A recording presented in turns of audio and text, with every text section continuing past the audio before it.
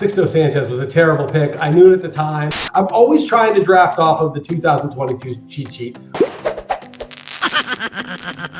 The fantasy baseball season is off and running. We switch from draft prep mode to in-season management mode. But on this video, we're going to take a look back at our draft strategy, and we'll also give you tips to stay ahead of your league mates. I'm Alan Seslowsky here with RotoWire managing editor Chris Liss. Chris, who's the one pick that you wish that you could have over or have a do-over on? Well, I mean, I know already. Sixto Sanchez was a terrible pick. I knew it at the time. I took him in the 9th round, and I probably shouldn't have even done this draft. I'm still going to hopefully do well in this league. Stupid pick. I took Sixto Sanchez, a little FOMO, guy throws 100, but he's never been a big strikeout guy. I knew they were going to baby him, and then after the pick, not only did I know it was already a bad pick, they said, oh, he's not going to start the year in the majors because they want to ease him in, and then now he's got some sort of shoulder discomfort, and so, I may drop him this week. So that was a horrible thing. Who were your other fear of missing out players this season that you didn't get? Well, I really wanted to get DeGrom, but that wasn't my fault because literally I never in any draft was he on the board when it was my pick, not at one point. And then I had a couple of auctions. One was AL only and one was keeper league where he wasn't available or was over my budget. So I literally had no chance to get him, but he was one. I think he's the clear 1.1, the hugest difference maker you could possibly have in a fantasy league given the rules.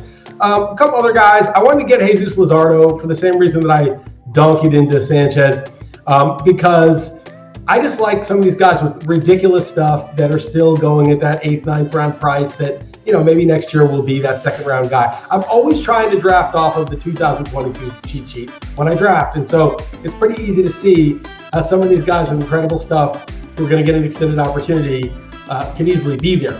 And so you're just trying to do next year's cheat sheet now and look toward the future. That's really all you're trying to do. A lot of people watching this passed on a player that was taken with the very next draft pick. That can mess with your head a bit. Explain the psychology behind that.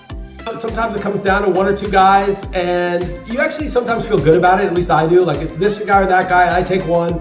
The other guy I was considering goes with the very next pick, and you're like, yeah, that's the right pick. I'm not, it sort of confirms that you're not crazy. Like, yeah, I like this guy. This seemed like maybe this is 2 rounds ahead of ADP, but the guy behind me was like, nope, I was going to take it too. Obviously there's the great minds think alike, and then there's sort of groupthink, you're all a bunch of idiots. And that doesn't, agreeing with people doesn't make you right or wrong. But for me, it's usually like, yep, of course. I did it. I took David Price, which was also a horrible pick in that same league, because I didn't bump up, James Paxton was buried because he was so bad last year. He was throwing 91. He had a great spring. He was throwing 96 again. And I just forgot about him. And I took David Price, who's not even in the rotation now, it turns out. And then the next pick was Paxton. I'm like, oh, Paxton, of course I would have taken Paxton. But that was worse because I just didn't even realize that he was on the board still. One of your pre-draft strategies was not to take a closer in, say, the first 10 or 12 rounds. Why is that, and how are you planning on getting saves and closer stats? And is there anyone that we could speculate on as we get into the first few weeks here? It's even worse than what you're saying, actually, because if you're in a regular league, so what? Your week in saves, big deal. But I'm talking about main event, NFBC, or online championship NFBC leagues with an overall component where you must be strong across the board. Half of your entry fee goes toward the overall contest. You cannot really realistically win or even place in the top 10 out of 2,000 if you don't have at least 80 percentile at a minimum in every category. If you have 20 percentile in saves or 40 percentile, it is over. You're not going to get 100% in every category. That's statistically basically impossible, mathematically almost impossible. So you need to get, the easiest way to do it is to get, 80 plus in every category and some 90s in others, and then you win the whole thing, or at least place in the whole thing. So you cannot be weak in any category. You have to be in the top 20% of your league, of the whole contest in every category. So why don't I take saves? Everyone's like, oh, I better get my saves. I better, what am I going to do about saves?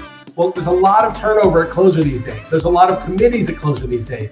What that means is not only will there be a lot of guys available for you on the waiver wire, but a lot of the guys that people are paying big bucks for will not be worth it.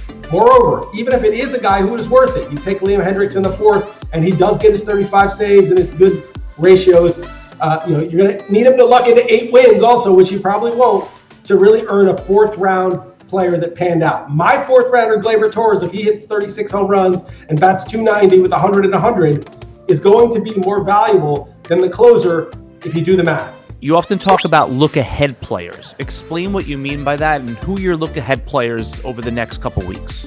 so-and-so got hurt, Trevor Rosenthal went down. Say, okay, I'm going to go in on the next guy that was named the closer. So we all bid a couple hundred of our $1,000 fab on this possible new closer.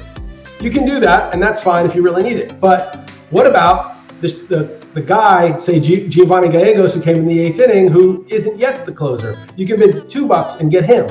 You can bid $2 on a guy who might, over time, supplant a shaky closer. So there's ways to say, well, this guy's not going to help me yet, but I could see him helping soon. Now, obviously, the chances of him helping are a lot less. Otherwise, he'd be more expensive.